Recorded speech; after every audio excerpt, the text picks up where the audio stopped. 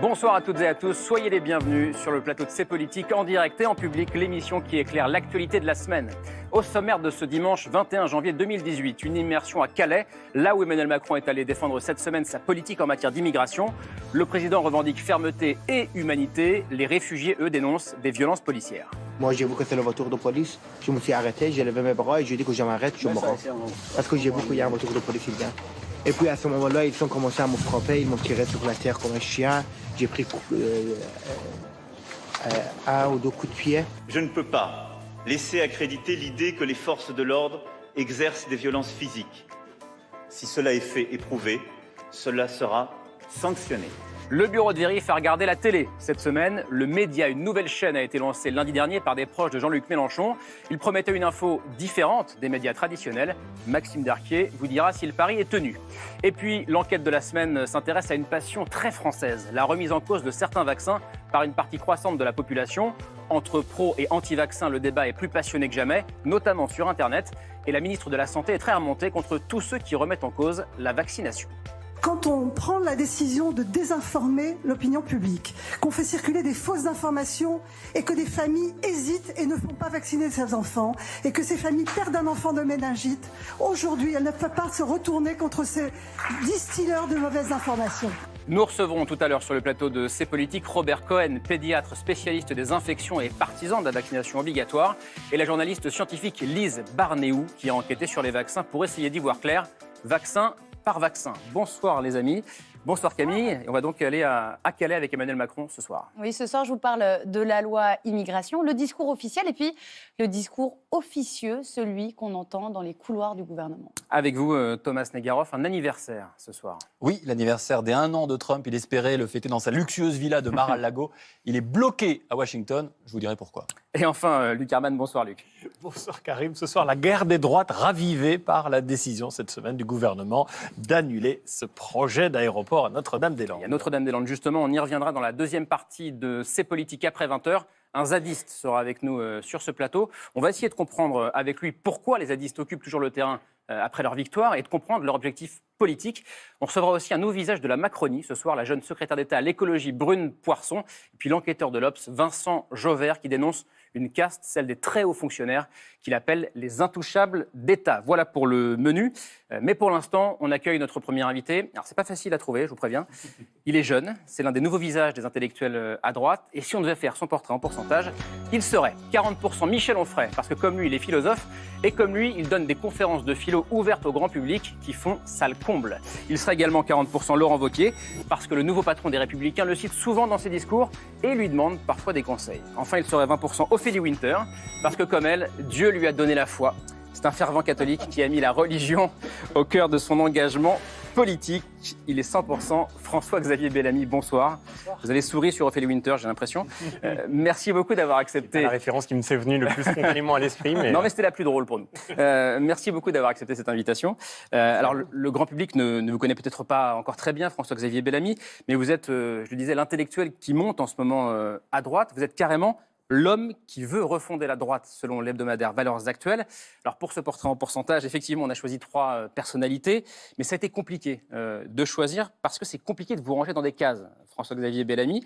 Ce qui est certain, c'est que vous êtes jeune, vous avez 32 ans, vous êtes précoce, vous avez été adjoint au maire de Versailles à l'âge de 22 ans seulement, et vous avez effectivement donc un profil atypique, catholique pratiquant, en première ligne lors des manifestations contre le mariage homosexuel en 2012, mais aussi capable de citer le rappeur Orelsan, parfois, ou de dîner avec le socialiste Benoît Hamon pour parler éducation, qui est votre grande spécialité. Comment vous définissez vous-même, François-Xavier Bellamy ? Je crois que cette difficulté à me définir, elle n'est pas que la mienne en fait. Elle est celle de toute une génération qui a du mal à se retrouver dans les cases politiques établies aujourd'hui. Et c'est ce que Emmanuel Macron a très bien senti et c'est ce qui a fait la cause très profonde du séisme politique qu'on a vécu l'année dernière. C'est que peut-être le débat qui s'était installé, le débat entre la gauche et la droite, cette espèce de débat obligé dans une alternance mimétique, ce débat-là, il était épuisé. Et moi, je crois très profondément que les questions politiques du XXIe siècle ne seront pas celles du XXe siècle et que par conséquent, l'offre politique qui devra constituer l'alternative à venir, elle n'existe pas encore. Donc vous pensez vraiment, comme Emmanuel Macron, que la droite et la gauche, ça ne veut plus dire grand-chose aujourd'hui ? En tout cas, ce qui est certain, c'est que... Parce que vous êtes élu à droite à Versailles, par exemple. Moi, j'ai été élu à Versailles en rejoignant, c'était vraiment une aventure locale, en rejoignant François de Mazières qui montait sa liste, mais c'était une liste d'hiver-droite, et déjà, c'était une liste qui se présentait face à l'UMP à l'époque. Moi, je n'ai jamais appartenu à un parti politique, et à travers cette aventure locale, d'une certaine manière, nous étions en train de dire que nous avions du mal aussi à nous reconnaître dans les étiquettes. Alors justement, est-ce que vous vous êtes plutôt conservateur plutôt que de droite, par exemple? Ce qui est certain, c'est que je crois en effet que le débat profond qui nous attend, c'est un débat qui touche à la question du mouvement, à la question du progrès. On voit bien qu'Emmanuel Macron a choisi d'incarner un progressisme revendiqué. Alors, il brouille un peu les cartes en essayant d'adopter une position centrale qui, je crois, ne sert pas d'ailleurs la clarté du débat démocratique, mais pendant sa campagne, il avait choisi cette veine du progressisme, et c'est tout à fait normal et cohérent. Et je crois qu'il faut aussi une famille politique qui ait pour sensibilité de défendre l'idée qu'il y a des permanences qui nous précèdent et qui méritent d'être peut-être pas conservées. Moi, je ne crois pas au terme conservateur, je vous donne mon sentiment profond. Je ne me vois pas passer ma vie à conserver quelque chose, et ça ne me paraît pas un idéal susceptible de faire rêver. Donc on n'a pas encore trouvé le mot juste pour définir. Je crois par exemple à la transmission. Je crois qu'il y a des choses qui ont une valeur et qui méritent d'être transmises, qui méritent d'être protégées. On le voit avec la question de l'écologie, on le voit aussi avec la question de l'éducation. Moi, je suis enseignant d'abord, et si je devais me définir, c'est d'abord comme ça. J'ai vécu comme enseignant la crise profonde que notre école traverse, et je crois vraiment à cette nécessité de transmettre à des jeunes ce dont nous avons hérité, non pas pour le conserver, mais parce que ces éléments de culture que nous pouvons leur faire partager sont la clé de leur liberté, la clé de leur spontanéité, la clé aussi du monde de demain et de leur inventivité. Vous croyez donc à des permanences. Et vous êtes un amoureux de la philosophie, je le disais, obsédé par la transmission aussi de la philosophie. Vous avez créé les soirées de la philo, François-Xavier Bellamy. Alors ce sont des conférences publiques, c'est 2 lundis par mois, je crois, dans un théâtre parisien. Alors il y a des vidéos, donc, sur Internet, on vous voit déambuler sur scène, micro à la main, devant des dizaines, voire parfois des centaines de personnes qui boivent vos paroles, François-Xavier Bellamy. Ça raconte quoi, le succès de ces conférences? Que les Français sont en quête de sens dans une société, dans un monde hyper matérialiste? Je crois que ça raconte en effet le fait que nous avons besoin, pour pouvoir comprendre le monde qui nous entoure, de plonger notre intelligence dans le contact avec des textes qui parfois viennent de très loin, qui sont parfois des textes d'une histoire très ancienne, mais qui, dans leur diversité, nous permettent de mettre des mots sur les questions que nous nous posons. Et on le disait à l'instant, le monde accélère, le rythme de l'information ne cesse de se complexifier. On a besoin de prendre du recul, on a besoin de s'arrêter et on a besoin de penser ensemble les questions qui se présentent à nous. Le but des soirées de la philo, qui se sont lancées à partir de presque rien il y a quelques années, ça n'est pas de donner du prêt-à-penser aux gens, c'est au contraire de leur permettre de se réconcilier avec la philosophie dans la diversité de ses formes, et avec des auteurs très variés qui peuvent nous aider à penser les questions d'actualité qui sont celles de chacune de nos vies et qui sont celles aussi de notre vie collective et de notre vie politique. Luc? François-Xavier Bellamy, vous êtes classé à droite, et parfois même à droite de la droite. Pendant la campagne présidentielle, le Front National vous a fait un appel du pied. C'était 3 semaines avant le premier tour. Le Figaro a révélé une liste interne qui circulait au sein du Front National avec ce titre: en coulisses, Le Pen part à l'assaut des élus. Votre nom est donc cité dans cette liste de 19 personnes de droite à soutenir parce que compatible avec le FN. À vos côtés, on trouve Nicolas Dupont-Aignan, qui, on le sait, ralliera Marine Le Pen pour le second tour. Il y a aussi Jean-Frédéric Poisson, Thierry Mariani, Charles Becbédé. Question simple, avez-vous été approché par des responsables du Front National au moment du premier tour? Jamais. Je ne sais pas ce qu'est devenu cette liste. D'ailleurs, je ne sais pas du tout où elle circulait. Je ne la connais que par cet article de journal qui était paru. Et de fait, le premier surpris de la publication de cette liste était...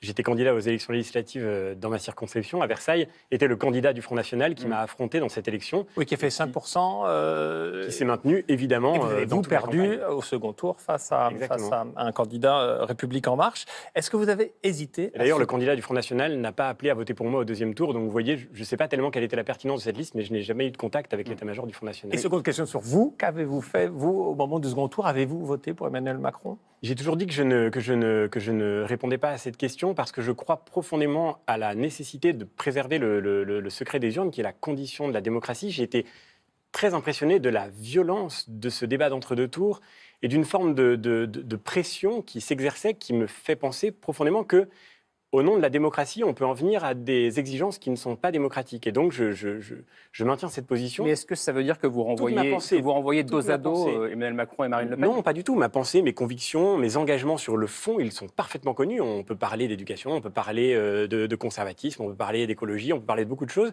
Mais je crois que c'est très important de faire confiance au discernement des citoyens et de ne pas verser dans cette espèce de chasse aux sorcières que nous avons vécue d'une certaine manière pendant la campagne d'entre-deux tours. En tout cas, ça m'a beaucoup marqué, y compris localement, de façon très paisible, je le dis, je l'ai écrit d'ailleurs, je ne me sens vraiment rien en commun avec les options qui ont été prises par le Front National pendant cette élection présidentielle.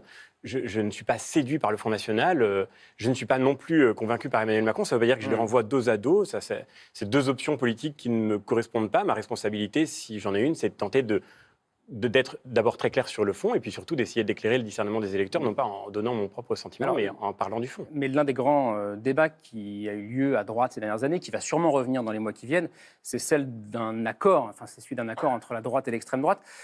Quelqu'un comme Marion Maréchal Le Pen, qui s'est retirée de la politique pour l'instant, dit beaucoup de bien de vous et de votre travail. Elle explique que votre livre, Les Déshérités sur l'éducation, est un livre qui a beaucoup compté pour elle politiquement.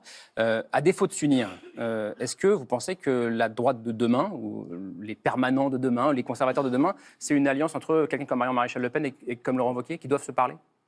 Non, mais je ne crois pas du tout aux alliances entre appareils. Enfin, je vous le dis, je pense que la recomposition de la vie politique française, elle est en cours, mais elle ne se fera pas par le fait de la jonction d'appareils politiques. Je crois d'ailleurs que l'union entre le Front National et les Républicains n'aurait littéralement aucun sens. Ça ne pourrait être que, à tout point de vue, la réduction au plus petit dénominateur commun. Ce qui compte, c'est de proposer une nouvelle alternative politique qui puisse séduire des Français qui viennent de tous les horizons, qui peut-être, c'est vrai, hier ont voté au Front National, mais qui peut-être aussi ont voté à gauche, et qui, sur les questions qui nous attendent pour le XXIe siècle, se reconnaîtront autour de cette alternative. Un peu ce qu'Emmanuel Macron a su faire. Emmanuel Macron n'a pas commencé en disant on va faire l'alliance du Parti radical de gauche avec le Parti socialiste. Il a dit... Sortir des partis traditionnels. Voilà, exactement. On va proposer une alternative nouvelle. Et on va justement découvrir ce soir votre regard parfois surprenant sur la France et sur la société française. Et un regard qui dépasse effectivement, vous allez le voir, le clivage droite-gauche. Et on commence avec l'actu du week-end. C'est l'info en plus avec Camille Girard.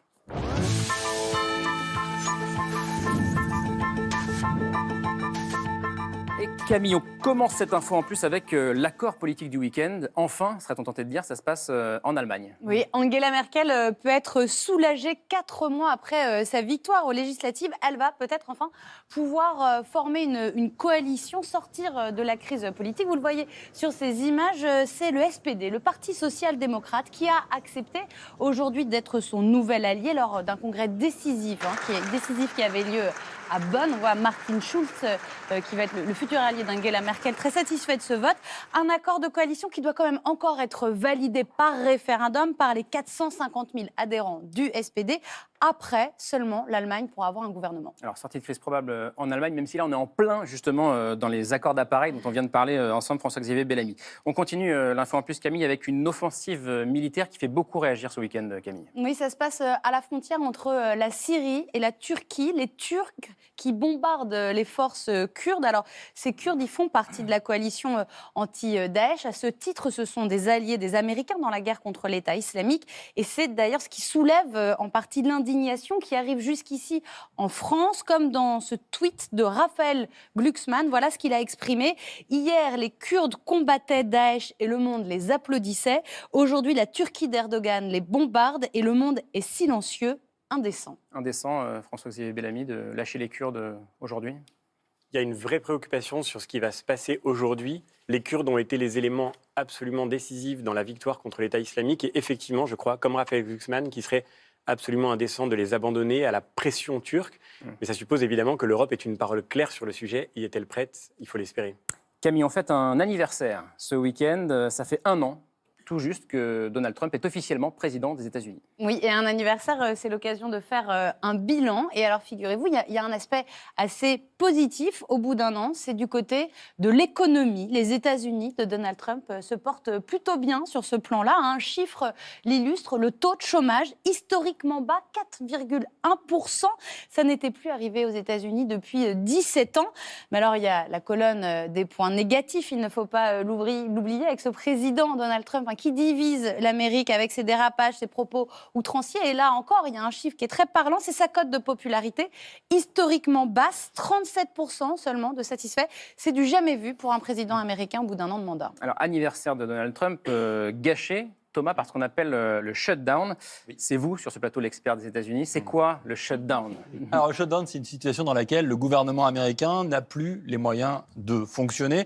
Ça a commencé vendredi à minuit, donc les effets ne sont pas encore énormes. Mais si ça continue demain matin, vous avez des dizaines, des centaines de milliers de fonctionnaires qui ne pourront plus venir bosser parce que, tout simplement, ils ne pourront plus être payer. Alors, en cause, le blocage sur le budget des États-Unis. Les démocrates souhaitent et conditionner leur accord à ce budget à la régularisation des 700 000 Dreamers. Les Dreamers, vous savez, ce sont ces jeunes clandestins entrés sur le sol américain mineurs, mais n'ayant aucun casier judiciaire et étant plutôt de bons, entre guillemets, futurs citoyens potentiels. Obama les avait régularisés. Trump a dit qu'il les renverrait chez eux. Le bras de fer ne fait que commencer. Et le compte à rebours est en train de dérouler en ce moment aux États-Unis. En France, Camille, la proposition politique du week-end, politique et sociétale, un pas vers la dépénalisation du cannabis. Mais c'est un tabou politique en France et c'est à la une du Parisien. Ce dimanche, 2 députés proposent d'assouplir la réglementation actuelle. Fini la prison parce qu'aujourd'hui, si vous êtes consommateur, vous pouvez encourir jusqu'à 1 an de prison. En tout cas, c'est ce qu'il y a écrit dans la loi. Désormais, ce ne serait plus qu'une simple amende entre 150 et 200 €. Alors leur constat, il est simple. La loi française, elle est très stricte, mais en fait, elle ne serait pas appliquée. Pour preuve, les Français feraient partie des plus gros consommateurs de cannabis en Europe. Et je vous le rappelle, faire des contraventions pour les consommateurs de cannabis plutôt que de la prison, eh bien, c'était une des promesses de campagne d'Emmanuel Macron. En 2 mots, dépénaliser le cannabis, c'est quelque chose qui peut vous paraître intéressant ? Oui, c'est un vrai sujet. On voit bien que ces 2 auteurs parlent d'un point de départ que nous constatons tous. Je le vois comme élu local, on en parlait encore avec des parents d'élèves récemment. Aujourd'hui, l'interdiction du cannabis n'est plus appliquée par personne parce que de fait, elle est totalement improbable. On ne va pas envoyer un jeune en prison pour avoir fumé un joint. Et donc du coup, en fait, il n'y a pas de réponse à cette question aujourd'hui sur le terrain de la répression. On peut faire évidemment de la prévention, mais il n'y a pas de répression et ça fragilise aussi la prévention. La seule difficulté de cette proposition, c'est que symboliquement, elle pourrait être interprétée comme le fait de banaliser le cannabis. Or, le cannabis est dangereux, il faut le redire, parce que beaucoup de jeunes ne le savent pas. Le cannabis est dangereux aujourd'hui. En tous les cas, il peut mettre en danger la qualité de leurs études, de leur vie sociale, de leurs relations. La seule question qui se pose à nous, c'est celle de la meilleure façon de les protéger de ce danger et de les protéger en particulier de l'emprise de tous les trafics qui s'exercent sur eux. Allez, pour terminer cette info en plus, Camille, la manifestation du jour, ça se passe dans les rues de Paris et c'était contre l'avortement aujourd'hui. Oui, la marche pour la vie, c'est le nom de cette manifestation organisée régulièrement depuis une dizaine d'années. Je ne sais pas si vous y étiez, François-Xavier Bellamy. Selon les informations, vous y êtes déjà allé une fois. Mais je exactement, vous savez tout. Exactement, voilà. Alors, il y avait plus d'1 millier de manifestants. Vous aviez du boulot aujourd'hui. Plus d'1 millier de manifestants, selon l'AFP, des manifestants donc contre l'avortement, mais aussi contre la PMA, la procréation médicalement assistée, ou bien encore contre l'euthanasie, alors que les débats sur la future loi de bioéthique ont commencé cette semaine. Alors Camille, justement, les Français semblent très favorables à une évolution de la législation sur ces questions de bioéthique et de procréation. Oui, je ne sais pas si vous avez lu ce sondage, François-Xavier Bellamy. Il est paru dans le journal catholique La Croix en début de mois. Et par exemple, sur la PMA, donc la procréation médicalement assistée, l'évolution de l'opinion des Français est frappante. À la question « Seriez-vous favorable à ce que les couples de femmes homosexuelles puissent avoir recours à la PMA ?» Regardez, en 1990, il y avait 24% d'opinion favorable. En 2013, 47%. Et aujourd'hui, en 2018, 60% des Français seraient favorables à la PMA pour toutes les femmes. François-Xavier Bellamy, quand vous regardez ces chiffres-là, 60% des Français favorables à la PMA pour les couples de femmes homosexuelles, alors qu'il n'était que 24% en 90, vous ne dites pas que vous avez perdu la bataille culturelle dans le pays ? Non, je crois que le débat est devant nous. Et c'est vraiment un débat décisif. D'abord, il y a beaucoup de choses qui dépendent de la manière dont on pose les questions. En juin dernier, un autre sondage disait « Est-ce que vous êtes favorable au fait que l'État garantisse à tous les enfants nés de PMA de connaître leur père ?» Et à cette question-là, la réponse était écrasante en faveur du oui. Donc, tout dépend de la manière dont on pose aussi les questions. Il faut beaucoup se méfier, je crois, et surtout ne pas croire que la question éthique dépend de l'évolution des sondages. Ce que je crois, c'est que ce débat, il est décisif et il faut que les Français, effectivement, en prennent conscience parce que ce qui est en jeu, c'est notre rapport à la médecine, c'est notre rapport à la technique médicale. Jusqu'à aujourd'hui, la médecine avait pour but de réparer les corps, c'est-à-dire quand on avait une pathologie, quand on éprouve un traumatisme lié à un accident ou bien à une maladie, la médecine vient rétablir les fonctions vitales ou bien pallier à ce défaut dans l'organisme. Ici, il ne s'agit pas, comme on le dit habituellement, d'étendre la procréation médicalement assistée aux couples de même sexe ou aux personnes célibataires, puisque ce n'est plus un acte médical. Il s'agit d'utiliser la même technique, non plus pour pallier à une infertilité pathologique ou accidentelle, mais pour permettre que la technique nous donne ce que la nature ne donne jamais. Et ça, vous vous y opposez. Et là, je crois que c'est le premier pas vers une logique qui peut nous conduire très loin. On parle beaucoup du transhumanisme aujourd'hui, comme si c'était quelque chose de très lointain. Le transhumanisme, pour être clair, c'est améliorer la condition de l'homme par les progrès, par les progrès de la scientifique. Et je crois qu'en fait, le vrai choix, il se joue maintenant. On a vu vraiment que dans la question écologique, le fait de donner la priorité à nos désirs et de demander à la technique de nous donner tout ce que nous éprouvions comme étant désirable, c'était fondamentalement dangereux. Et ça nous a conduit à créer des déséquilibres majeurs dans l'environnement. Je crois qu'il ne faudrait pas reproduire la même erreur sur nos propres corps. François-Xavier Bellamy, la PMA aujourd'hui, cette technique, elle est autorisée. L'idée, c'est de l'étendre à toutes les femmes. Non, donc, précisément, c'est-à-dire remettre en cause la PMA elle-même. Non, au contraire. C'est pas le même débat. La PMA telle qu'elle existe aujourd'hui, elle pose des problématiques qui sont différentes. Ce qui existe aujourd'hui, c'est vraiment cependant une technique médicale. C'est-à-dire que si vous allez aujourd'hui recourir à une PMA, c'est parce que vous souffrez d'une infertilité médicalement constatée.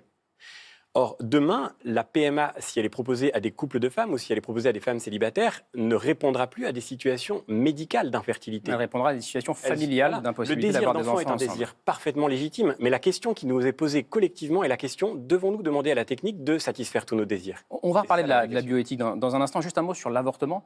Quand vous, jeune d'une trentaine d'années, vous manifestez contre l'avortement, vous le faites pour quelle raison, François-Xavier Bellamy? Je crois qu'il y a quelque chose qui m'étonne dans le débat aujourd'hui sur cette question-là, c'est la difficulté qu'on a à parler sereinement de ce sujet. On a aujourd'hui dans notre pays 200 000 avortements par an, l'année dernière 212 000 d'après les chiffres du ministère de la Santé. Or on sait, et c'est Simone Veil elle-même qui le disait, on fêtait il y a quelques jours, on marquait il y a quelques jours l'anniversaire de la loi Veil, elle disait dans le grand discours qu'elle prononçait à cette occasion-là que tout avortement est et restera un drame, je la cite. Je crois que cette opération n'est pas une opération anodine. Vous parliez tout à l'heure d'Orelsan, c'est vrai que ça m'arrive d'écouter du rap pour considérer l'état de la société. Personne ne dit que l'avortement est une opération anodine. Alors pourquoi est-ce qu'on ne pourrait pas se mettre tous d'accord pour se dire que ce devrait être un objectif de santé publique de faire baisser le nombre d'avortements en France et que notre politique de prévention aujourd'hui n'y parvient pas? Et si on pouvait juste donner cet objectif commun, indépendamment de tout jugement moral, indépendamment de toute considération religieuse, juste se dire que ce serait bon, et ce serait bon pour les femmes en particulier, de réduire le nombre d'avortements, je pense que, en tous les cas, il me semble que ça pourrait être un objectif rationnel sur lequel on pourrait se retrouver. Vous n'êtes pas hostile à l'avortement? C'est même pas le sujet, en fait. C'est la question qu'on vous posait. Pour beaucoup de femmes qui nous regardent et qui peut-être ont dû pratiquer un avortement, ça peut être le sujet, François Bellamy. Aujourd'hui, personne en France ne pense qu'il est possible d'abroger la loi Veil. Le sujet n'est pas celui-là aujourd'hui. Beaucoup de gens dans la marche pour la vie demandent d'abroger la loi Veil. Moi, je considère, encore une fois, comme le disait Simone Veil, comme le disait une magnifique chanson de Big Flo et Oli il n'y a pas très longtemps qui s'appelle Le Cordon, que l'avortement est un traumatisme, et en particulier pour les femmes. Et d'ailleurs, je me sens coupable comme homme, parce que je sais que beaucoup d'hommes abandonnent les femmes devant cette situation tragique. Et je crois, oui, personnellement, que ça n'est jamais une bonne chose. Jamais, je ne crois pas qu'il ce soit une belle expérience. Mais je pense que personne n'a pu dire un jour dans sa vie qu'il avait pratiqué un avortement et que c'était une belle expérience. Je pense qu'on est tous d'accord sur ce constat-là. Voilà, donc on est tous d'accord. Donc la question qui se pose, c'est... Non, mais c'est vrai, c'est de ça qu'on parle et de rien d'autre. La question qui se pose maintenant, c'est... En tout cas, c'est ce que vous dites, mais ce n'est pas ce que disent tous les gens qui marchent dans ce genre de manifestation. Malheureusement, dans le dernier quinquennat, on a vu aussi une politique qui, de façon très idéologique, je crois, a voulu considérer que c'était quelque chose de totalement anodin et s'abstenir totalement d'une politique de santé publique qui puisse nous permettre de faire des efforts. Alors, François-Xavier Bellamy, pour mieux vous connaître et pour montrer que c'est évidemment difficile de vous mettre dans des cases, on va s'intéresser à 3 personnalités politiques qui ne sont pas de votre camp, mais qui vous inspirent d'une certaine manière. Et ça montre aussi la complexité de l'époque et peut-être le brouillage idéologique. La première personnalité qui vous inspire, entre gros guillemets, pour mieux la combattre, c'est le président de la République. Vous dites de lui: j'ai justement peur que ce ne soit pas que de la com. J'éprouve paradoxalement une vraie reconnaissance à son égard, car il a eu l'audace de franchir le Rubicon, de ne pas en rester au constat. De ne pas en rester au constat que les clivages politiques partisans traditionnels étaient dépassés. Ça, c'est un constat qu'on était très nombreux à faire. Et lui a eu le courage, c'est vrai, l'audace de faire une proposition politique nouvelle. Et oui, j'éprouve une forme de reconnaissance à son égard parce qu'il a, d'une certaine manière, clarifié ou contribué à clarifier le débat politique. Ce qui pose problème aujourd'hui, c'est la façon dont il voudrait saturer l'espace politique et être à la fois la gauche et la droite. Le brouillage idéologique, il est très largement lié à cette stratégie de communication. Comme si, au fond, la démocratie pouvait se faire au sein du groupe En Marche, ce que disait Jean-Louis Bourlange pendant l'entre-deux tours des législatives, comme si la démocratie pouvait se faire au sein du groupe En Marche et tous ceux qui sont autour n'être que des extrémistes. Et ça, pour le coup, je crois que c'est très dangereux. Deuxième personnalité, alors elle n'est pas de droite, et pourtant, vous l'observez beaucoup, elle aussi, c'est Jean-Luc Mélenchon. Vous confessez qu'en 2012, vous avez regardé quasiment tous ces meetings de campagne. Qu'est-ce qui vous fascine tant chez Jean-Luc Mélenchon ? J'ai beaucoup aimé chez Jean-Luc Mélenchon 2 choses. D'une part, sa capacité à innover, à inventer. Sa campagne de 2017, de ce point de vue-là, C'est assez dommage parce qu'on a l'impression que depuis, il s'est perdu dans une forme d'aigreur permanente, mais la campagne qu'il a faite était extraordinairement créative, aussi bien sur la forme que sur le fond. Et je vois beaucoup de jeunes autour de moi qui ont été séduits, et moi-même, j'ai été séduit par quelques-unes de ses propositions. Je pense à la question de la règle verte, par exemple, qui était, à mon avis, une proposition extraordinaire. Maintenant, l'autre aspect qui m'a beaucoup frappé, et déjà depuis 2012, c'est son usage du verbe. Ouais. Il a une parole publique qui fait honneur à la langue française, et je crois que c'est beau, en particulier quand on représente les classes populaires en France, quand on veut les représenter, de pouvoir justement faire honneur à l'intelligence collective. La troisième personnalité, c'est un autre homme de gauche avec qui vous avez carrément des combats communs. Cet homme, c'est José Bové, comme vous et comme Jean-Luc Mélenchon d'ailleurs. Il est en première ligne pour dénoncer, alors non pas la PMA, mais la GPA, la gestation pour autrui. Et il signe cette semaine une tribune dans Le Monde, José Bové, avec une quarantaine de personnalités pour dire non au marché de la personne humaine. José Bové, il fait partie de ce type de nouvel allié qui pourrait transcender les clivages politiques à vos côtés ? Je crois, alors encore une fois, je ne voudrais pas récupérer José Bové. Non, mais ce que vous souhaitez. En tout cas, ce qui est vrai, c'est que vous voyez, ces sujets-là, ils rassemblent très largement à droite et à gauche. Et en effet, sur ces questions qui, à mon avis, sont décisives parce que ce sont les grandes questions du XXIe siècle, sur ces questions-là, les camps politiques ne ressemblent plus au clivage du XXe siècle. Et je crois qu'effectivement, moi j'ai une véritable admiration pour José Bové parce qu'il y a une forme de très grande cohérence dans son écologie. D'ailleurs, il est opposé à la GPA, mais il est aussi opposé à l'extension de la PMA aux couples de même sexe ou aux personnes célibataires, précisément parce qu'il considère que nous devons nous méfier de notre propre pouvoir technique et lui fixer des limites. Thomas ? La question de la GPA qui brouille la gauche, la droite, c'est pas nouveau. Il y a 35 ans, je vais vous faire réagir à une archive de Gisèle Halimi, avocate de gauche, militante en faveur de l'avortement et qui tient des propos très durs. À l'époque, on ne parle pas de GPA, on parle de mère porteuse. Ça commence à peine à arriver, il n'y a pas encore de loi qui les interdit. Écoutez, là, c'est assez violent.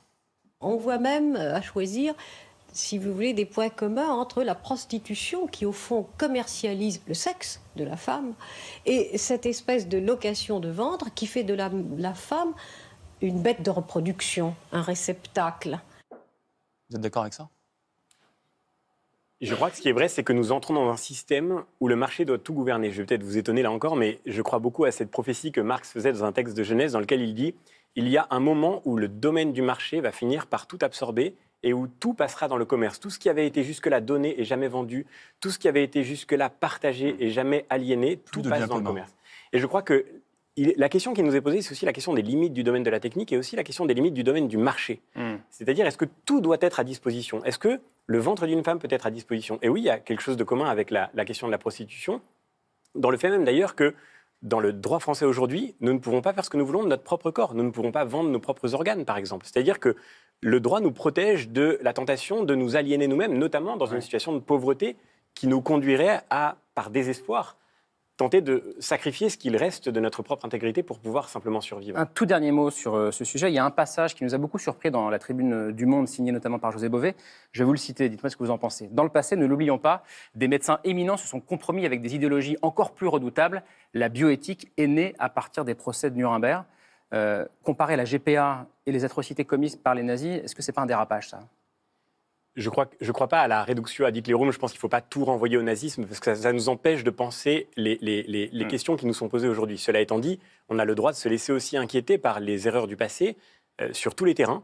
Et c'est vrai que, clairement, la question de l'eugénisme, la question de l'euthanasie ont aussi à voir avec une certaine idée de la vie humaine comme étant forte, comme étant puissante et l'idée que la vie humaine est indigne quand elle est faible et quand elle est fragile.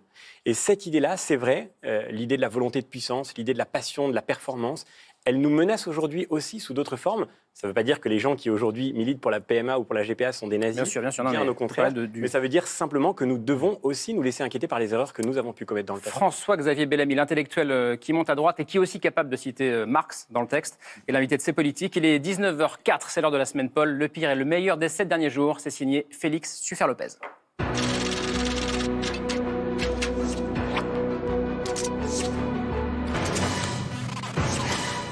Cette semaine, c'était le Blue Monday, le jour le plus déprimant de l'année. Alors, qui était déprimé ou pas déprimé, la semaine Paul fait le point.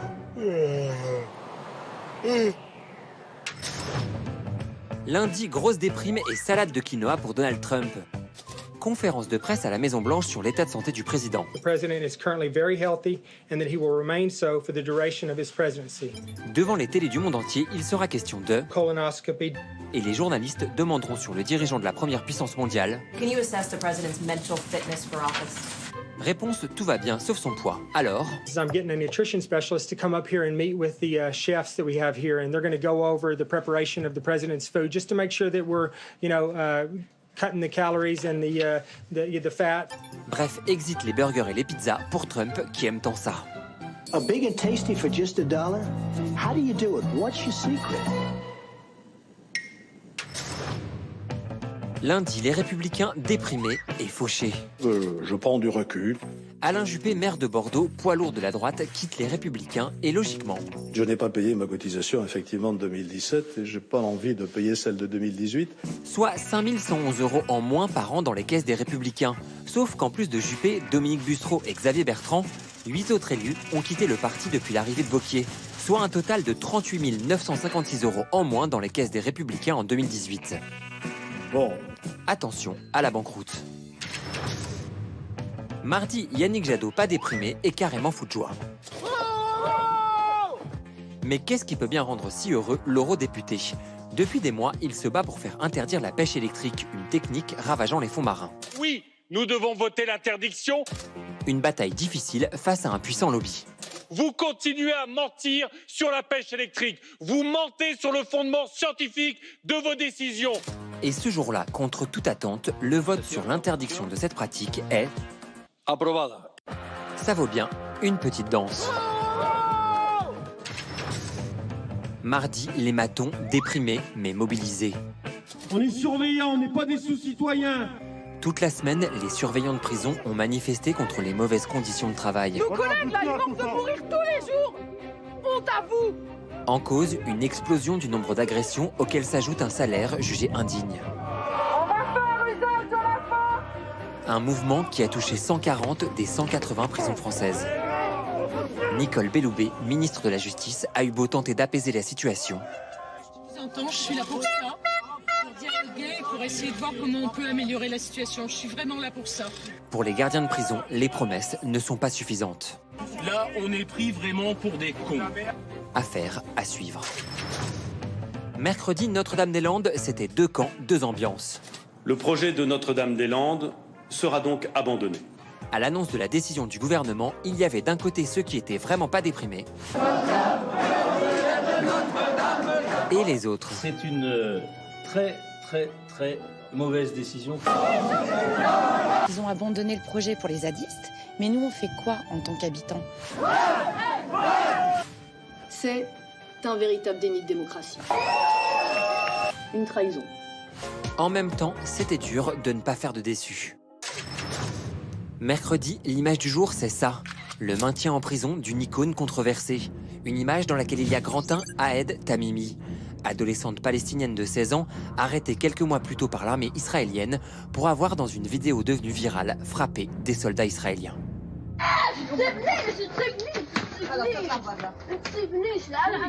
Résultat, dans cette image, il y a aussi grand 2, un tribunal militaire, qui a décidé, en dépit de son âge, de maintenir la jeune fille en détention jusqu'à son procès.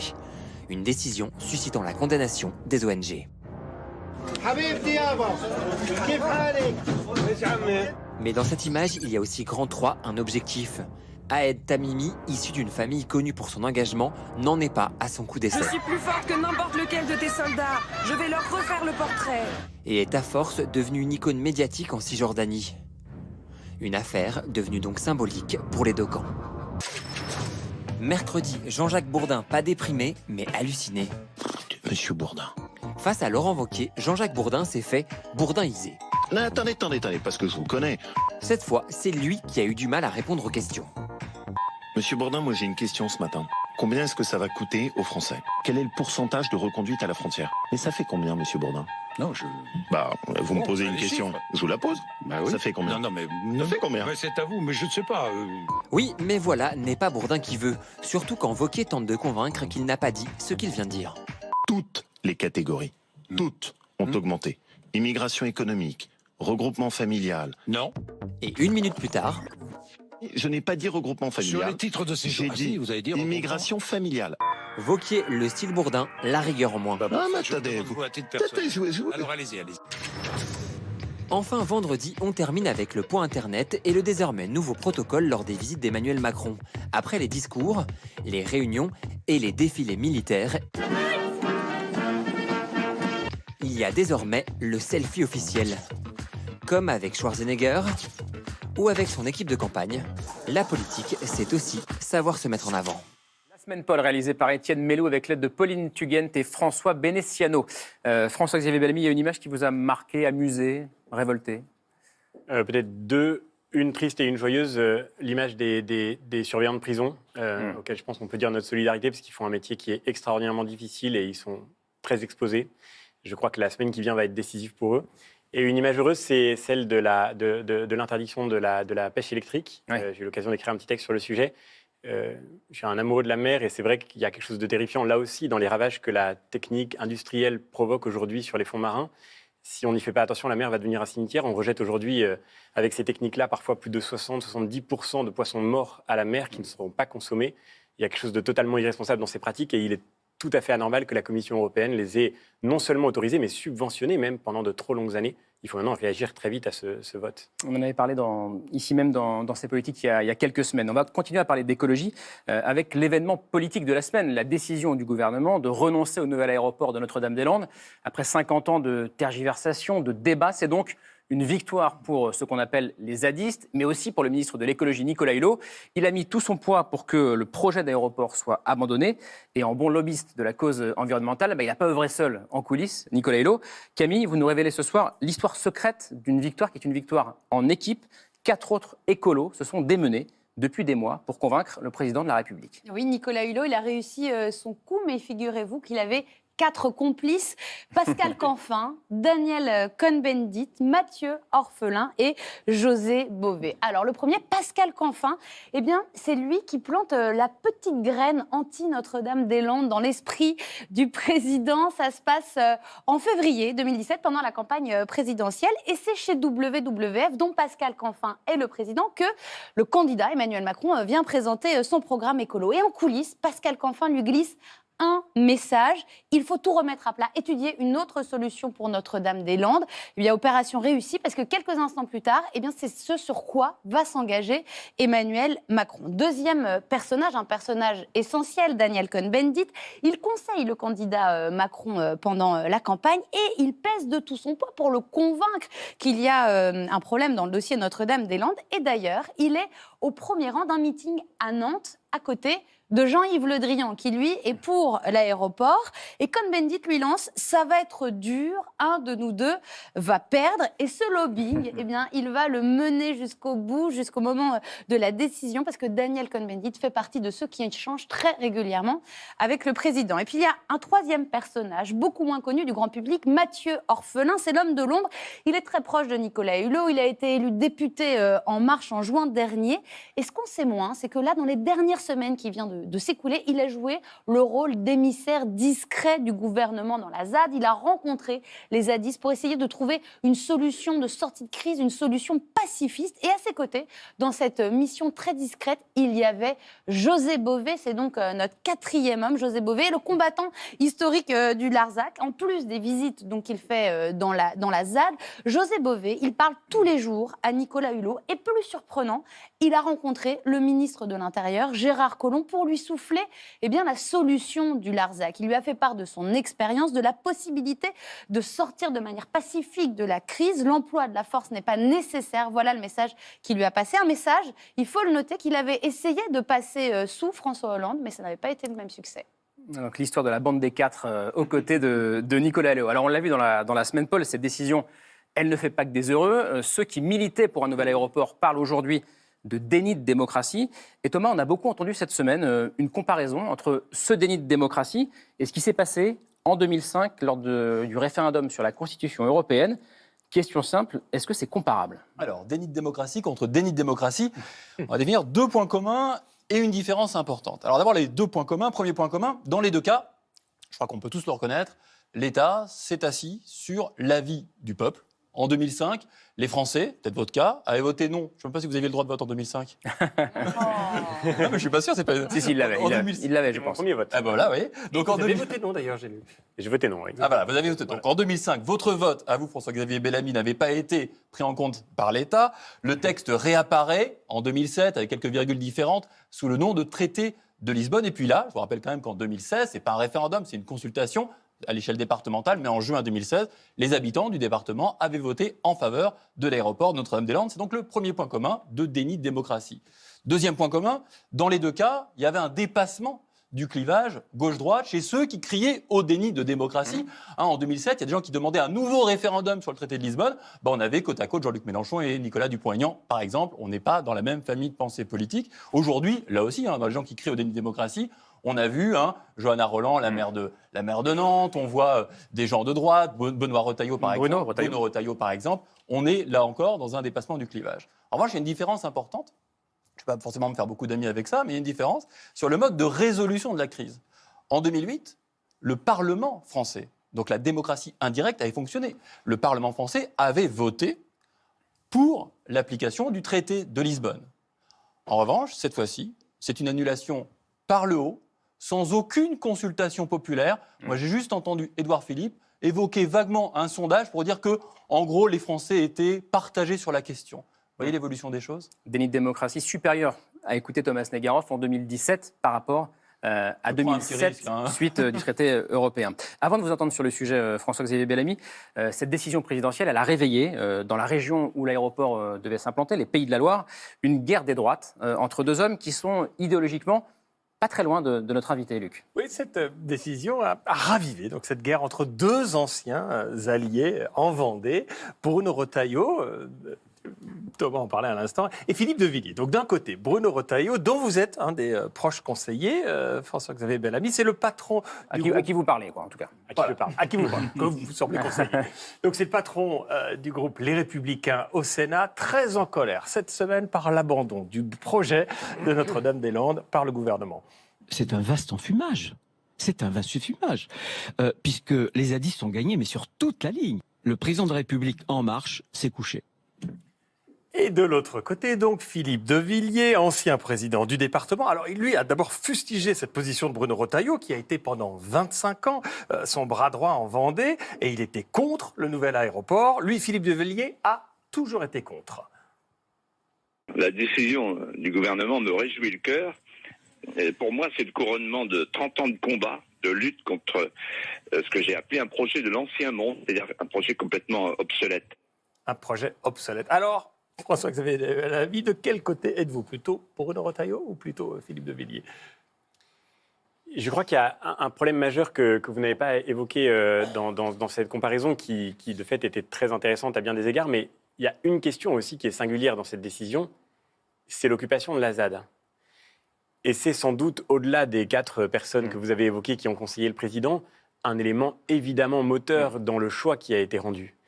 Et de ce point de vue-là, je crois que ça pose un problème majeur. Moi, ma famille est originaire de Loire-Atlantique, donc sans être un spécialiste d'aménagement du territoire, j'avais, comme tous les habitants du coin, un petit avis sur la question. Vous en parliez à table, personnel, j'étais plutôt défavorable à cet aéroport. Et pourtant, je trouve que la manière dont la décision a été rendue pose un problème de fond. Il me semble qu'il aurait fallu évacuer la ZAD avant de rendre une décision, fût-elle défavorable à l'aéroport. Parce que aujourd'hui, tout le monde peut penser que ce ne sont pas des considérations liées à la préoccupation écologique qui ont motivé le choix du président, mais que ce sont exclusivement des considérations liées à un rapport de force. Or, ce rapport de force, il est très dangereux pour l'avenir de notre démocratie. Et de ce point de vue-là, je ne suis pas conseiller de Bruno Retailleau, mais c'est vrai que j'ai beaucoup d'estime pour lui. Je trouve que ce qu'il dit est juste. Il y a quelque chose qui pose problème dans le déni de démocratie que vous évoquiez à l'instant, parce que, au fond, c'est donner le sentiment à tous ceux qui ont des préoccupations tout près de chez eux que la force finira par l'emporter. Et vous avez peur que demain, en gros, des ZAD à Bure ou ailleurs en France, les habitents qui sont à échouer d'autres projets. À Saint-Aignan-Grand-Luc, qui est juste à côté de l'aéroport actuel de Château-Bougon, qui doit être désormais agrandi, disent « mais nous allons faire la même chose que les zadistes, parce que nous ne voulons pas de cet agrandissement ». Et d'une certaine manière, qui peut leur donner tort ? Donc je crois, autant je comprends l'engagement des zadistes sur le fond, c'est-à-dire je comprends qu'on ait pu être opposé à ce projet d'aéroport, Autant je crois que si nous voulons vraiment d'une démocratie durable, nous devons nous préoccuper aussi de la manière dont nous prenons part au débat. Justement, un mot sur le fond. Vous l'avez dit, vous étiez plutôt opposé à cet aéroport de Notre-Dame-des-Landes. Est-ce que vous prenez ce qu'on appelle la décroissance, c'est-à-dire le fait de vivre avec moins de ressources demain? Et est-ce que pour vous, quelque part, l'abandon de Notre-Dame-des-Landes, c'est la première victoire des décroissants? Au-delà du déni de démocratie, sur le fond.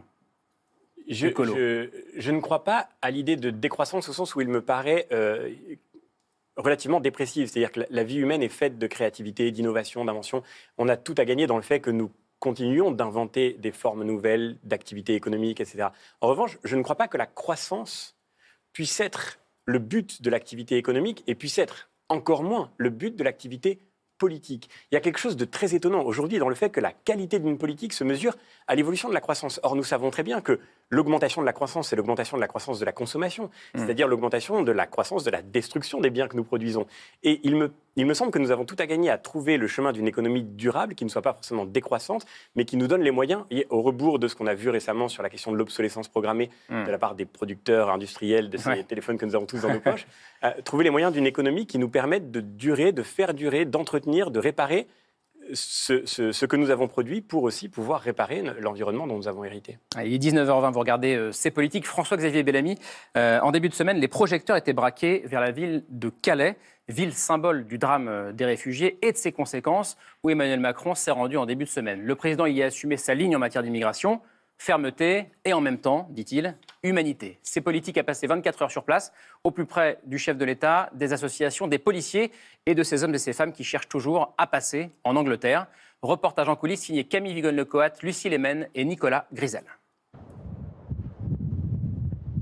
Mardi, Emmanuel Macron arrive dans un contexte tendu à Calais. Les migrants accusent la police de violence. On essaie de se cacher. C'est la chasse à l'homme. Nous ne sommes pas là pour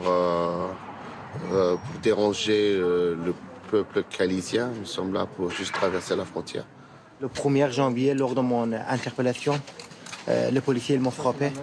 Puis ils m'ont arrêté au centre de rétention. Donc moi j'ai vu que c'est le voiture de police. Je me suis arrêté, j'ai levé mes bras et j'ai dit que je m'arrête, je me rends. Parce que j'ai vu qu'il y a un voiture de police qui vient. Et puis à ce moment-là, ils ont commencé à me frapper, ils m'ont tiré sur la terre comme un chien. J'ai pris un ou deux coups de pied. On est des immigrés, des réfugiés, mais on est avant tout des êtres humains. Au même moment, autre ambiance. Le président de la République rencontre des migrants dans un nouveau centre d'accueil à Calais. Bonjour. Bonjour, vous allez bien? Et merci France, et vive France. Et qu'est-ce que vous faites maintenant? J'ai travaillé chez le Viactif, chauffeur. Ah, vous l'avez embauché? Ouais. Bonjour. Ma femme est au Soudan. You called her, you have some news? Parfois. You want her to come? Oui. What we want to do is to accelerate the process, be sure that we welcome and host and protect everybody, that we teach them thanks to people like this gentleman. Et ma difficulté, c'est le manque de suivi, parce qu'il ne reste pas assez longtemps avec ça. Et ça, j'y peux rien. Si les migrants ne restent pas assez longtemps dans ces centres, c'est par peur des contrôles. C'est le message martelé par les associations aux journalistes ce jour-là. Si ces gens refusent dans ces centres, c'est parce qu'ils savent très bien que ça va les mener à l'expulsion, que ça va les mener à la rue encore plus loin. Et c'est vraiment, il faut casser ces élans de langage. Les CAES ne sont pas une solution. Ça fait 5 mois qu'ils existent à Calais, rien n'a changé. Le nombre de migrants a même augmenté. Dans cette guerre de com', les principales associations ont convoqué la presse pour répondre au président. Alors bonjour à tous et à toutes. Merci d'avoir répondu à l'invitation aujourd'hui. Pourquoi on est présent et présente ? C'est en fait pour dénoncer ce faux spectacle qui est donné aujourd'hui. Ces politiques, en fait, elles visent à réduire l'accès aux droits des personnes migrantes, à les décourager et, en clair, à les marginaliser. Alors, on voit bien dans cette première partie, Camille, qu'il y a une sorte de guerre de la com' entre d'un côté l'État, le président, et de l'autre les associations. Mais qui dit vrai ? Le gouvernement cherche-t-il vraiment à décourager les réfugiés de venir à Calais ? C'est en tout cas ce que m'a confié un ministre, en off, bien sûr. Voilà exactement ce qu'il m'a dit. Le message à envoyer, c'est « on n'est pas laxiste pour que les gens ne viennent pas. Si on est ouvert, on a 300 000 réfugiés qui vont arriver en France. Cette crainte d'un appel d'air, c'est impossible. Personne au gouvernement ne vous le dira ouvertement. Il ne faut pas brouiller le message, efficacité d'un côté, mais aussi humanité de l'autre, en même temps très macroniste que le chef d'État a donc répété à Calais toute la journée. Alors on a entendu en début de première partie des réfugiés accuser la police de les brutaliser. Les associations affirment que les forces de l'ordre détruisent les tentes des candidats à l'exil. Quelle est la réponse des policiers et d'Emmanuel Macron? Pour le savoir, on y retourne. Sous le feu des critiques, les forces de l'ordre. Gilles Debove est syndicaliste dans la police. Selon lui, les associations en rajoutent. On accuse les policiers de taillader les tentes, de gazer les sacs de couchage, de les détruire, etc., etc. Comment ça se passe? Les collègues arrivent, les migrants partent, certains ramassent leurs effets, d'autres fuient la police et abandonnent tout sur place. C'est une mission qui est difficile pour les collègues, même humainement parlant. Il attend beaucoup du discours d'Emmanuel Macron. Ce qu'on souhaite, c'est qu'on arrête un peu de mettre le doute sur ces policiers qui, sous leur uniforme, sont aussi des pères et des mères et qui ont besoin de toute la confiance de leur hiérarchie. Je pense que ça, ils l'ont, mais également de la population. Quand 1 heure plus tard, Emmanuel Macron s'adresse aux forces de l'ordre, Gilles Debove est dans la salle. Mesdames et messieurs, les approximations sur votre action à Calais, parfois les mensonges, souvent les manipulations, ne visent au final qu'un seul but, mettre à mal la politique mise en œuvre par le gouvernement. Je ne peux pas laisser accréditer l'idée que les forces de l'ordre exercent des violences physiques, confisquent des effets personnels, réveillent les personnes en pleine nuit. Si cela est fait, c'est contraire à toute déontologie. Si cela est fait et prouvé, cela sera sanctionné. Alors Camille, on revient sur ces accusations de violence policière. C'est du parole contre parole à ce stade.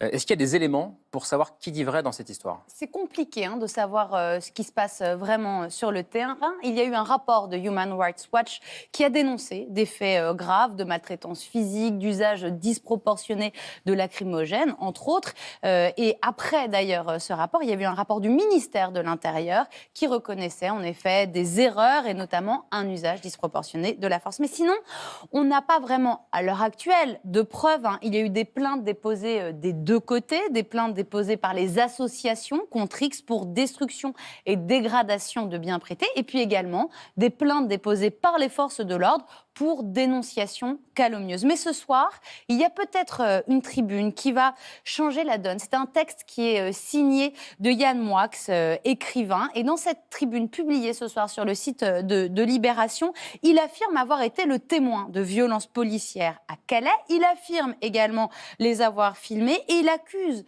le président d'avoir instauré, et l'accusation est très grave, je le cite, un protocole de la bavure. Alors, on suivra de plus près dans l'émission les suites de ce dossier. Allez, dernière partie de notre reportage en coulisses. Vous allez découvrir des candidats au départ pour l'Angleterre plus déterminés que jamais à quitter la France. Mais on va d'abord retrouver le président de la République, très critique du travail des associations d'aide aux réfugiés à Calais. J'appelle ici toutes les associations à la responsabilité. Lorsque des associations encouragent ces femmes et ces hommes à rester là, à s'installer dans l'illégalité, voire à passer clandestinement de l'autre côté de la frontière, elles prennent une responsabilité immense. Jamais, jamais, elles n'auront l'État à leur côté. Emmanuel Macron charge les associations. Quelques heures plus tard, réunion sous tension avec leurs responsables. 2 d'entre eux boycottent le président. J'ai déploré ces dernières semaines, ces derniers mois, la tension dans laquelle le pays parfois a voulu s'installer. Alors les tensions naissent parfois de malentendus, donc il faut les dissiper. Je souhaite que nous puissions avoir ce soir un échange très direct, très franc, sans tabou. Un débat sans tabou et surtout sans les caméras. Le lendemain à Calais, Emmanuel Macron est parti. Mais les migrants déterminés à passer en Angleterre sont toujours là. Eux n'attendent rien de la France. Non, arrivant là, j'étais vraiment déçu et j'avoue que c'est pas du tout ce que j'imaginais. La France, c'est pas peut-être démocratie et le droit de l'homme, mais pas pour les réfugiés, c'est pour les Français. On est dans la forêt, on dort dans les bois, et il n'y a rien. Voilà. Passer la frontière, c'est de plus en plus difficile. Ces deux Afghans sont là depuis 3 semaines. En ce moment, il n'y a pas beaucoup de camions, il n'y a pas beaucoup d'embouteillages, donc on essaie d'aller dans les stations d'essence ou certains parkings pour se cacher à l'intérieur. Mais il faut essayer. C'est très difficile, mais c'est pas impossible. C'est possible parce qu'on voit que des gens qui le passent. Ce mois-ci, 3 migrants sont morts en tentant de passer en Angleterre.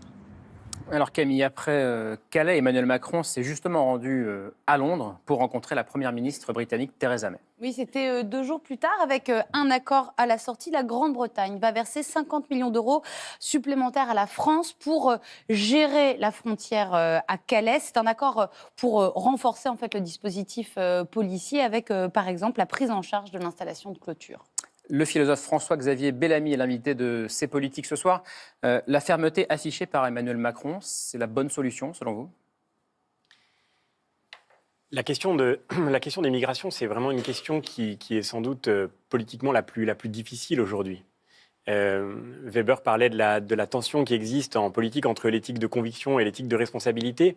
Et il affirmait que... Le sociologue Max Weber. Le sociologue Max Weber, en effet, que ce serait totalement immoral de se focaliser seulement sur l'un de ces deux pôles. Et je crois que celui qui dirait « nous n'avons pas à nous préoccuper du sort de ces personnes, ce qui compte pour nous, ce sont les conséquences », serait tout aussi immoral que celui qui dirait « au fond, il faut simplement s'en tenir à de grands principes et proclamer la vertu de l'accueil et de l'ouverture ». Je crois que ce qu'Emmanuel Macron dit est juste. Malheureusement, c'est sans doute assez éloigné de ce qui se fait. Et Emmanuel Macron dit qu'il faut autant d'humanité que de fermeté. Et mon sentiment, comme un citoyen qui regarde ça de l'extérieur, c'est qu'il manque les deux en réalité. Il manque l'humanité, on le voit bien, on ne cesse d'en parler. C'est le spectacle qui se joue tous les jours, non seulement à Paris, mais aussi à Calais.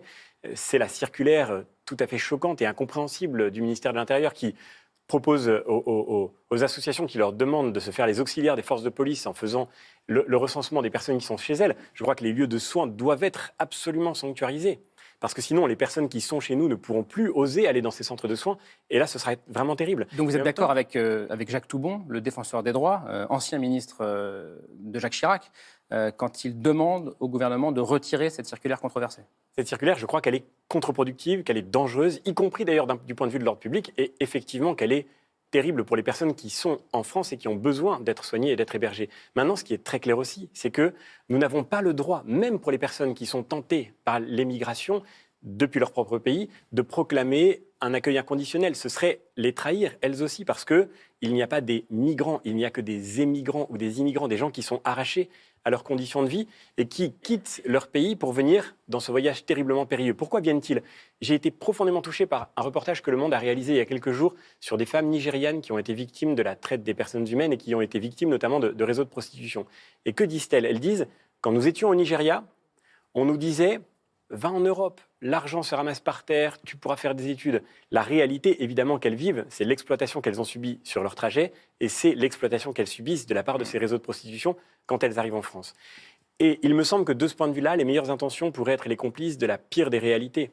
De fait, nous savons très bien que notre pays connaît un chômage de masse majeur. Nous savons très bien que nous n'avons pas de capacité d'intégration infinie. Nous avons le devoir de dire, et il me semble que de ce point de vue-là, la communication est essentielle, que nous ne pouvons pas accueillir tout le monde en France. Or, que fait Emmanuel Macron sur ce terrain-là ? Vous croyez vraiment qu'une prostituée nigériane ou quelqu'un qui est au chômage ou sous les bombes ailleurs va se dire la France me dit de pas venir, donc je ne viens pas ? Elle n'était pas prostituée au Nigeria. Elle est devenue parce qu'elle a été victime de ces réseaux. Et elle disait en terminant, qui vivent dans la misère dans certains pays. Elle disait en terminant, ces 3 femmes, à toutes les personnes qui sont au Nigeria, ne partez pas, nous vous en supplions, ne partez pas. Je crois que l'image que nous donnons en disant que nous voulons accueillir largement, peut-être, et c'est vrai que le discours de certaines associations de ce point de vue-là pose problème, peut être irresponsable, y compris pour ces personnes-là. Et aussi, bien sûr, pour notre société à nous.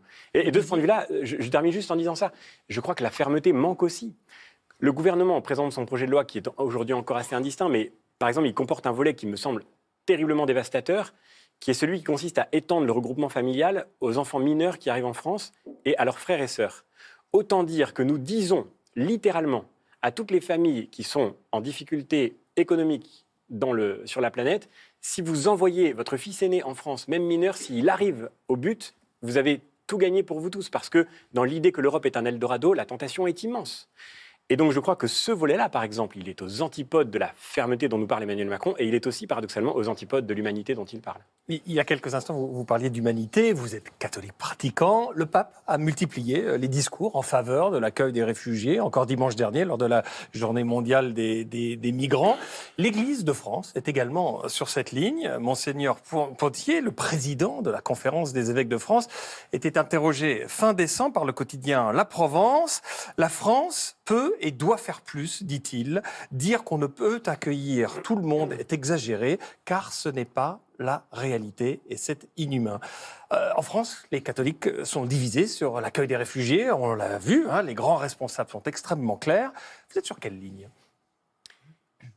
Je crois exactement ce que je vous dis à l'instant, que nous devons tout à ceux qui méritent notre solidarité, ceux qui en ont absolument besoin. Et vous parlez d'humanité. Et on parle... Mais cette phrase est intéressante, Monseigneur Pontier, c'est ça, qui dit dire qu'on ne peut pas accueillir tout le monde, c'est inhumain. Et que ce n'est pas la réalité. Il dit, il dit... Dire qu'on ne peut pas accueillir tout le monde est exagéré, car ce n'est pas la réalité et c'est inhumain. Je crois que Monseigneur Pontier n'admettrait pas une seule seconde qu'on puisse affirmer que la France peut accueillir tout le monde. Je crois que la France... C'est exactement ce qu'il dit. La phrase importante, c'est la première phrase. La France peut et doit faire plus. Et je dirais même d'une certaine manière que chacun d'entre nous peut et doit faire plus. Moi, je suis président d'une association qui est la mission locale de ma ville et de ses alentours.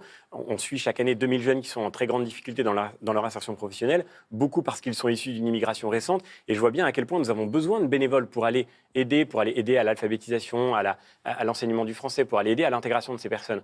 Maintenant, encore une fois, ce qui serait vraiment catastrophique, et je crois que le pape ne dit pas le contraire d'ailleurs, hein, il a lui-même appelé à la nécessité de la prudence, ce qui serait catastrophique, c'est par notre parole publique, donner le sentiment que les portes sont ouvertes, parce que ce sentiment-là, en fait, c'est simplement ouvrir la voie d'un mirage pour les personnes qui partent. Dernière question sur ce sujet, François-Xavier Bellamy.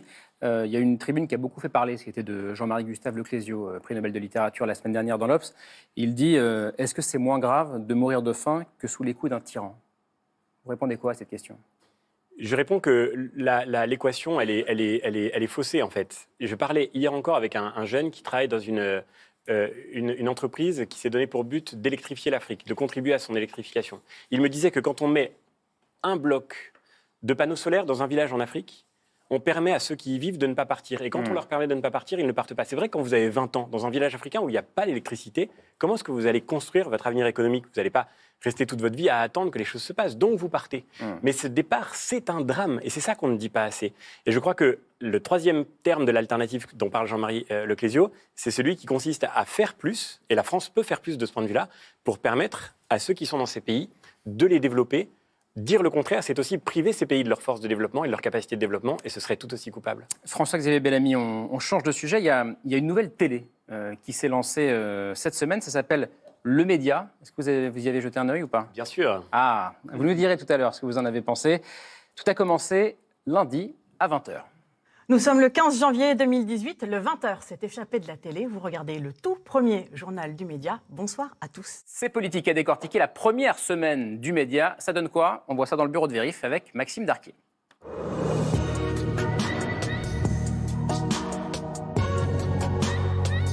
Bonsoir Maxime. Bonsoir. Alors Maxime, ça donne quoi ce nouveau Média qui se revendique différent, anti-Macron, mais pas forcément pro-Mélenchon ? Réponse en 3 questions simples. Donc Maxime, première question.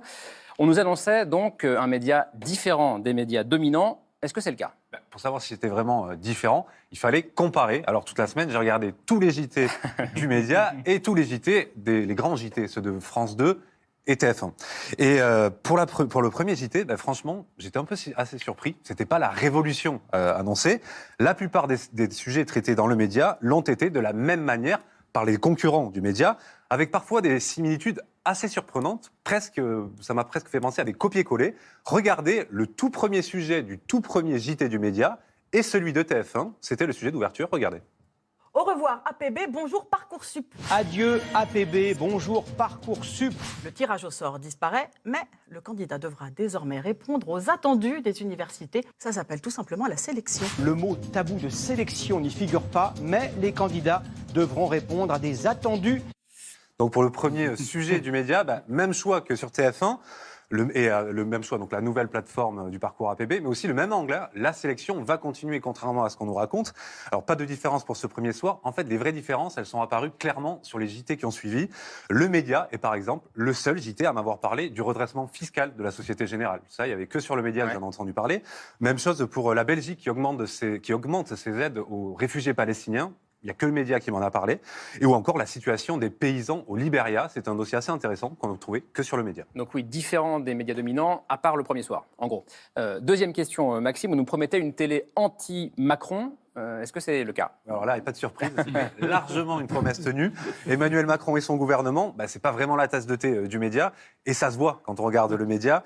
J'ai fait un petit calcul cette semaine, il y a eu 13 sujets sur la politique du président de la République. Sur les 13 sujets, 10 étaient critiques contre Emmanuel Macron et l'action de son gouvernement. Regardez, je vous ai fait un petit florilège. Sans surprise, la politique d'Emmanuel Macron avantagera principalement les ultra-riches. On se dit quand même que la grande cause nationale d'Emmanuel Macron, c'est plutôt les entreprises que l'égalité femmes-hommes. Le MEDEF est en train de faire main basse sur l'apprentissage avec la complicité du gouvernement. Évidemment. Évidemment, dis donc, l'apprendrez, ça vous ne le verrez pas sur les autres chaînes, ça c'est vrai. Troisième question, Maxime, le Média a été lancé par des proches de Jean-Luc Mélenchon, donc certains craignaient forcément une télé pro-Mélenchon. Est-ce que c'est le cas? Non, ceux qui craignaient une télé à la gloire du leader insoumis, ils peuvent quand même se rassurer. Son nom n'a été prononcé qu'une seule fois cette semaine, et vous allez voir, même le Média, c'était un événement et on en rigole encore. Comme l'a justement fait remarquer Jean-Luc Mélenchon. Eh oui, je le cite, ça y est. Jean-Luc Mélenchon, j'ai droit à un cadeau, j'ai dit son nom à l'antenne, on a tenu 3 jours. On s'arrangera. Donc pas de gloire à Jean-Luc Mélenchon, mais quand même toute la semaine une ligne éditoriale qui se rapproche fortement des idées de la France insoumise. Par exemple, sur le Média, on parle beaucoup des sujets sociaux, comme les inégalités salariales, femmes-hommes, ou encore la souffrance au travail. C'est un thème récurrent de Jean-Luc Mélenchon. C'est aussi le premier média à remplacer sa traditionnelle carte météo, qu'on voit sur tous les autres JT, par une carte des conflits sociaux. Donc ça rapproche aussi avec les idées de Jean-Luc Mélenchon. Et on parle aussi beaucoup sur le Média d'écologie, comme Jean-Luc Mélenchon lors de la dernière présidentielle. Dernière question, Maxime, niveau audience, ça donne quoi le Média? Alors ça a pas mal démarré. Lundi, ils ont été 150 000 à regarder le JT, le premier JT du Média. 150 000. Donc c'était pas mal. Mais bon, au fil du temps, l'audience a bien diminué. Il n'était plus que 30 000 en moyenne en fin de semaine. Donc c'était un peu moins bien. Mais au-delà de l'audience, l'enjeu pour le Média, c'est de convaincre les internautes de financer la chaîne. Puisque c'est comme ça que ça marche le Média, avec des petits actionnaires qu'on appelle là-bas les socios, comme en Espagne. Là-bas, au Média. Là-bas au Média, pardon.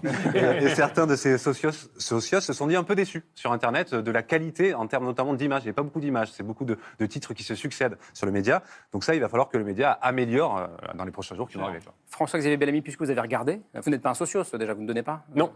Mais vous avez regardé, vous en avez pensé quoi? C'est bien ce genre de chaîne On voit que c'est un moment de rodage. C'est très difficile de dire quelque chose de définitif sur cette première semaine qui, de toute évidence, était surtout une phase de thèse dans laquelle ils ont essayé d'éviter les pièges que l'attention publique. Mais sur le fond, des chaînes comme celle-ci, des chaînes partisanes, et ouvertement partisanes avec un parti pris qui est affirmé dès le début, c'est bien ou pas? Moi, ça ne me pose aucun problème. Je crois pas à l'objectivité, je crois à l'honnêteté. Nous ne sommes pas des objets, nous ne regardons pas le monde comme des caméras neutres. Nous pouvons nous engager dans nos points de vue et cet engagement ne pose aucun problème du moment qu'il est assumé. Ce que je trouve assez curieux, c'est la séquence dans laquelle ils ont eu du mal à assumer clairement quel était leur point de vue. Je ne crois pas qu'il y ait une difficulté dans le fait de proposer une information qui soit vraiment engagée, y compris engagée dans des luttes d'ailleurs. Maintenant, ce qui pose problème, c'est quand cet engagement confine à une forme de sectarisme, et j'ai du mal à comprendre le nom Le Média ou la campagne qui a précédé cette publication. C'est d'ailleurs une faute de français basique, parce qu'il aurait fallu l'appeler le médium. Précisément, les médias sont un pluriel, par définition, et c'est une chance, je crois, que nous puissions compter sur ce pluralisme. Encore faut-il qu'il s'agisse d'un pluralisme authentique, et c'est peut-être une question qui est posée. Alors, je ne sais pas si dans le Média, Maxime, on a parlé des vaccins cette semaine. Je ne crois pas, non, je ne crois pas. Question simple, François-Xavier Bellamy, est-ce que vous faites partie des 40% de Français qui ont des doutes sur l'absence de dangerosité des vaccins? Et je dois reconnaître humblement que je ne suis pas compétent pour répondre à cette question. Je ne fais pas partie de ceux qui se méfient. Je constate, je pense, comme tous les Français, les bienfaits que les vaccins ont apportés. Je constate aussi, comme tous les Français, que certaines maladies, et comme enseignants d'ailleurs en particulier, on en est parfois préoccupé dans les salles des profs, que certaines maladies qu'on croyait disparues sont en train de réapparaître à cause de cette défiance. Je ne suis pas assez spécialiste pour dire si les vaccins constituent un danger, mais ce qui est certain, c'est que la défiance envers les vaccins et le discours scientifique constituent pour le coup un vrai danger. Alors on va s'intéresser maintenant à cette passion très française, la remise en cause de la vaccination obligatoire. Les Français qui doutent, on le disait, sont de plus en plus nombreux. Et depuis que la ministre de la Santé Agnès Buzyn a décidé du passage de 3 à 11 vaccins obligatoires pour les jeunes enfants, le débat est plus passionné que jamais. Alors cette guerre entre pro et anti-vaccins, elle se déroule principalement sur Internet, où les anti-vaccins sont très actifs depuis plusieurs années. Vaccin, le débat impossible, enquête signée Cécile Guéricquier, Annabelle Piron et Jonathan Hemen. Émilie fait partie des 40% de Français qui doutent de la sûreté des vaccins.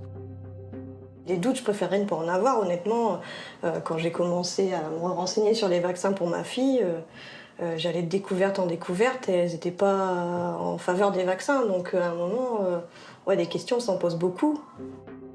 Si Émilie se pose des questions, c'est qu'elle est convaincue qu'un vaccin lui a gâché la vie. Depuis plus de 20 ans, elle souffre de douleurs musculaires et de fatigue chronique. Dans les cabinets feutrés des médecins, on m'a bien fait comprendre que ça venait probablement de là. Depuis, Émilie se renseigne sur Internet. Je relaye quelques blogs, notamment de médecins en fait. Ce qui m'intéresse, c'est aussi les médecins généralistes qui prennent position. Ça, c'est le médecin généraliste qui a rendu sa plaque, qui ne veut plus exercer et qui, du coup, maintenant qu'il n'exerce plus, peut parler librement. Moi, je suis extrêmement angoissée par ce sujet, ça m'angoisse vraiment, quoi. L'argumentaire des anti-vaccins est largement relayé sur les réseaux sociaux. Et il est même repris par des stars de cinéma, comme Isabelle Adjani, interviewée en septembre dernier sur France Inter. J'ai fait faire des faux pour mes enfants, pour les écoles. C'est un crime contre l'immunité qui probablement dans les 20, 30, 40, 50 prochaines années serait appelé un crime contre l'humanité. Des vidéos de simples mères de famille atteignent plus d'1 million de vues sur Internet. C'est le cas de cette Toulousaine qui remet en cause les vaccins. Vous êtes obligé de faire vacciner votre enfant avec des vaccins non obligatoires, comme l'hépatite B.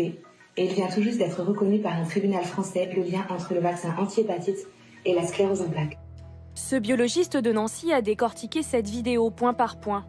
Il a vérifié chacun des arguments des anti-vaccins et il leur répond sur leur terrain, Internet. Il vient tout juste d'être reconnu par un tribunal français le lien entre le vaccin anti-hépatite et la sclérose en plaques. Le tribunal a conclu à un non-lieu, donc c'est faux.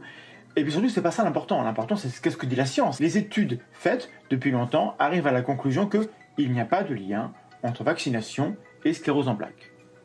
Et il y a eu un pic de méfiance en 2010. Grippe aviaire, les millions de doses achetées par Mme Bachelot, ex-pharmacienne, complot, machin, collusion. Les gens recommencent à avoir confiance. Mais entre-temps, on a YouTube qui a explosé, Internet, et la panique morale, quoi. Les gens se disent on veut nous forcer. Puissant sur Internet, les anti-vaccins remplissaient un théâtre parisien en novembre dernier. Sur scène, le professeur Henri Joyeux, une figure du mouvement, cancérologue à la retraite, il est menacé de radiation par l'ordre des médecins. On voit bien qu'il y a des intérêts qui sont des intérêts financiers absolument gigantesques. Il y a une manipulation de l'opinion par des gens qui sont au sommet de l'État et évidemment qui sont les conseillers de Mme Buzyn. La star de la soirée, c'est un prix Nobel de médecine. Luc Montagnier, distingué pour sa découverte du sida. Il apporte aujourd'hui son crédit aux anti-vaccins et tient des propos alarmistes, dénoncés par les spécialistes. Je voudrais alerter d'abord sur les risques de mort subite du nourrisson. Il existe malheureusement des faits scientifiques, des faits observés par des parents, que cette mort survenait après une vaccination. Nous risquons d'empoisonner petit à petit toute la population qui va nous succéder. Quelques jours plus tard, des membres de l'Académie de médecine condamnent fermement ces propos. Nous ne pouvons pas accepter d'un académicien qu'il se donne en spectacle pour jeter le trouble dans l'esprit des gens en incitant parents et médecins à entrer en résistance contre les vaccins. Entre les anti et les pro-vaccins, c'est prix Nobel contre prix Nobel. Françoise Barré-Sinoussi, elle aussi récompensée pour ses recherches sur le VIH, sort de sa retraite pour défendre la vaccination. Je pense qu'il est temps de remettre, les pendules à l'heure, de façon à ce que l'on ne voit pas dans l'avenir des catastrophes. Ce jour-là, les pontes de la médecine ont décidé de prendre au sérieux la défiance envers les vaccins. On est sur un sujet qui fait débat. On est sur un sujet compliqué. Il faut essayer de mieux informer le plus possible le grand public, de mieux informer aussi le corps médical, je pense. Et c'est un petit peu pour cela que nous sommes là aujourd'hui. Je suis consterné, mesdames, messieurs, par ce flot de contre-vérités. Pour la rougeole, on vaccine aujourd'hui, très bien.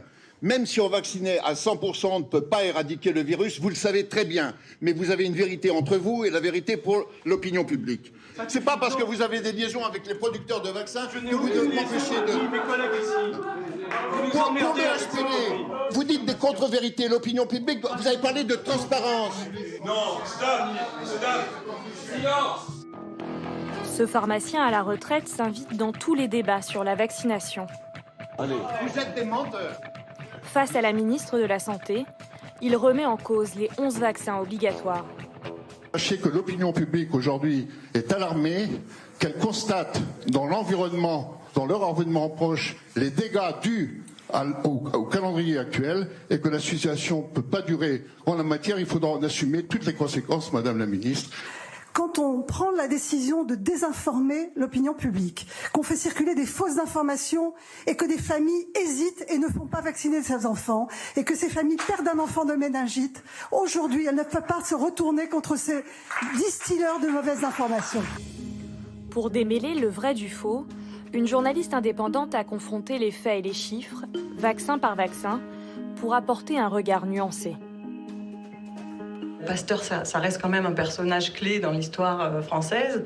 Et donc, avec cette idée que si on commence à gratter un peu sur les vaccins, on écorne aussi l'image de Pasteur. On trouve autant de mythes du côté des Antilles qui vont aussi contribuer à propager des fake news et des idées erronées sur les vaccins. Donc ça expliquerait le côté passionnel du débat entre les vacciноphobes et les vaccinophiles. Et je pense que c'est une des caractéristiques en France. Et du coup, on n'arrive plus à se poser, à avoir un débat rationnel, pragmatique. Vous vous appelez Jamila, J-A-M-I-L-A. J'ai un frangin qui est anti-vaccin à mort et il met la pression tous les jours pour ne pas faire vacciner mes enfants. Moi, je suis flippée, mais je n'ai pas envie de croire à l'empoisonnement général.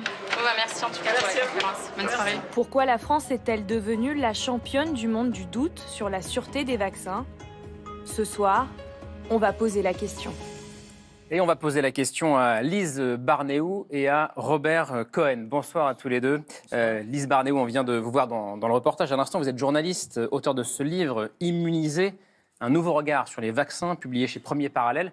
C'est un livre qui essaie de sortir des passions et des caricatures et dans lequel vous analysez les bénéfices et les risques des vaccins, vaccin par vaccin.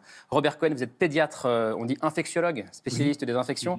En juin dernier, vous signez une tribune dans le journal Le Monde, « Vaccin, science ou rumeur ». Il faut choisir pour défendre la vaccination et pour lutter contre le scepticisme ambiant. On va en parler avec vous deux dans la deuxième partie de C'est politique. François-Xavier Bellamy, merci beaucoup d'avoir passé ce moment avec nous dans C'est politique. Alors je rappelle que vos soirées de la philo, c'est donc 2 lundis par mois au Théâtre Saint-Georges à Paris. Merci d'être venu sur ce plateau et à bientôt. Luc, je vous libère. À la semaine prochaine. C'est politique, ça continue donc. Dans un instant, on parlera vaccin. On vous fera aussi découvrir un nouveau visage de la politique, la jeune secrétaire d'État à l'écologie, Brune Poirson, avec elle et avec un zadiste, comme on dit, qui a occupé le site de Notre-Dame-des-Landes pendant plusieurs mois. On reviendra sur l'événement politique de la semaine. Et puis le journaliste Vincent Jauvert nous dira qui sont ceux qu'il appelle les intouchables d'État, 600 hauts fonctionnaires qui gagnent plus que le président de la République. A tout de suite.